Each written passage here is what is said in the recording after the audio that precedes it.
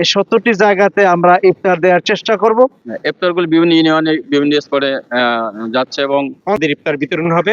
যারা দিনমজুর দুস্থ মানুষ তাদের ভিতরকে এই ইফতার বিতরণের জন্য আমরা প্রস্তুতি নিচ্ছি আর কি। বাংলাদেশ জামাত ইসলামের পক্ষ থেকে শিবচর থানা কর্তৃক আয়োজিত ইফতার মাহফিল সারা শিবচর থানা বিভিন্ন ইউনিয়নে 70টি স্পটে ইফতার বিতরণ করা হচ্ছে।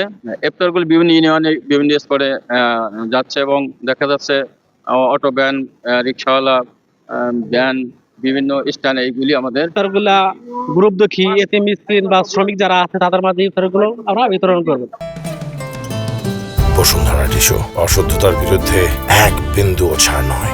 আমরা দেখা যায় যে বিভিন্ন জায়গাতে পথচারী বলা যায় বা যাতায়াতের পথে বহু মানুষের ইফতারি করতে একটি বিভিন্ন সময় তাদের সংকটাপন্ন পরিস্থিতির সম্মুখীন হইতে হয়। এমত অবস্থায় বাংলাদেশ জামাত ইসলামী শিবচর উপজেলা 70টি স্পটে চেষ্টা করছেন আমরা যে সেখানে অন্তত সেই সমস্ত লোকদের কাছে একটু ইফতারি পৌঁছে দেওয়ার জন্য।